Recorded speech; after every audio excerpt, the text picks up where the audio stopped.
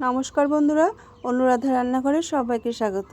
আমার আজকের রেসিপি পনির ভাপা।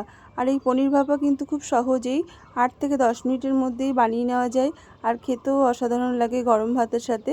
তাহলে চলো রান্নাটা শুরু করা যাক। প্রথমে আমি 250 গ্রাম পনির নিয়েছি।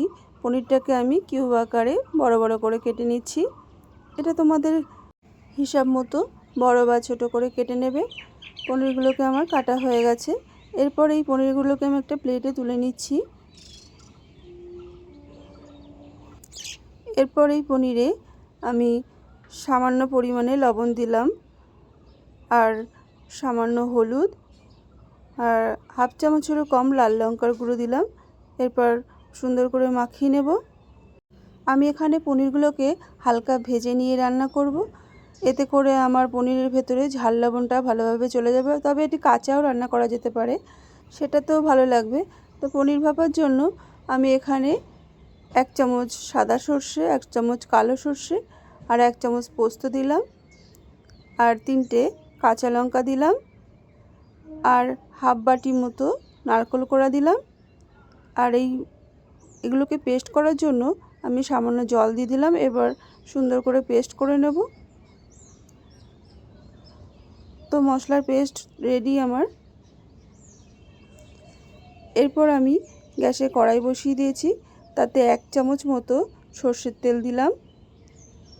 এরপর আমি এই পনিরগুলোকে হালকা করে ভেজে নেব।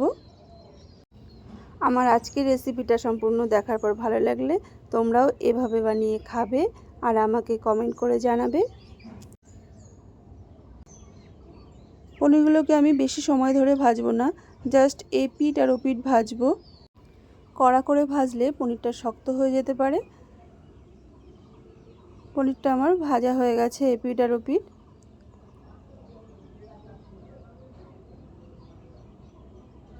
এরপর আমি পনিরগুলোকে তুলে নিচ্ছি। আর বন্ধুরা, আমার চ্যানেল এখনও সাবস্ক্রাইব না করে থাকলে অবশ্যই চ্যানেলটি সাবস্ক্রাইব করে নেওয়ার অনুরোধ রইল। পনিরগুলোকে তুলে নেওয়া আমার হয়ে গেছে, আর দেখেই বুঝতে পারছো কেমন করে ভেজে নিয়েছি। এরপর ওই সর্ষে, পোস্ত, নারকেলের পেস্টটাকে দিয়ে দিলাম। আমি মিক্সির বাটিটা ধুয়ে সামান্য জল দিয়ে দিলাম। এরপর 2 টেবিল চামচ মতো টক দই দিলাম, সামান্য হলুদ, আর স্বাদ মতো লবণ, স্বাদ মতো চিনি। এরপর আমি সুন্দর করে মাখিয়ে নেব।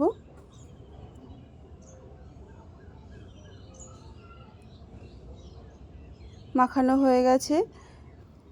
এরপর আমি 2 চা চামচ মতো সর্ষের তেল দিয়ে দিচ্ছি। এই সর্ষের তেলটা কিন্তু পনির ভাপার স্বাদটাকে বাড়িয়ে দেবে। আর 4টে চেরা কাঁচা লঙ্কা দিয়ে দিলাম, আর গন্ধরাজ লেবুর পাতা দিয়ে দিলাম 4 পিস। এই লেবুর পাতা দিলে কিন্তু দারুণ একটা ফ্লেভার আসবে। এরপর আমি টিফিন কৌটোর ঢাকাটা আটকিয়ে দিচ্ছি। আর এদিকে গ্যাসে কড়াই বসিয়ে 1 বাটি জল দিয়ে দিয়েছিলাম। জলটা ফুটে গেছে।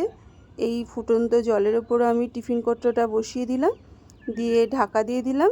8 থেকে 10 মিনিট আমি গ্যাসের ফ্লেম মিডিয়ামে রেখে ঢাকা দিয়ে রেখে দেবো, তাহলেই পনির ভাপা আমার হয়ে যাবে।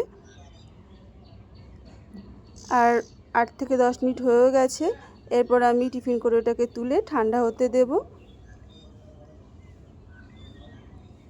তো ঠান্ডা হয়ে যাওয়ার পর আমি টিফিন কৌটোর ঢাকনাটা খুলে তোমাদের দেখিয়ে দিচ্ছি কত সুন্দর হয়েছে। আর পনির ভাপা কিন্তু আমার রেডি, দেখেই বুঝতে পারছো। আর খুবই সুন্দর ফ্লেভার বেরোবে লেবুর পাতা দিলে, আর খেতেও ভালো লাগবে। আর তোমাদের কাছে লেবুর পাতা না থাকলে গন্ধরাজ লেবুর বাইরের সবুজ অংশটা জাস্ট হাফ চামচেরও কম কুড়িয়ে দিতে পারো, তাহলেও দারুণ ফ্লেভার আসবে। আর লেবুর পাতা বা লেবুর অংশ না পছন্দ করলে নাও দিতে পারো, তাতেও ভালো লাগবে। আর পনির ভাপা আমার রেডি। এরপর আমি গরম ভাতের সাথে পরিবেশন করব। আর আমার আজকের রেসিপি তোমাদের কেমন লাগলো অবশ্যই একটি লাইক বা কমেন্ট করে জানিও। আর আমার সাথে শেষ পর্যন্ত থাকার জন্য অনেক অনেক ধন্যবাদ। দেখা হবে নেক্সট ভিডিওতে।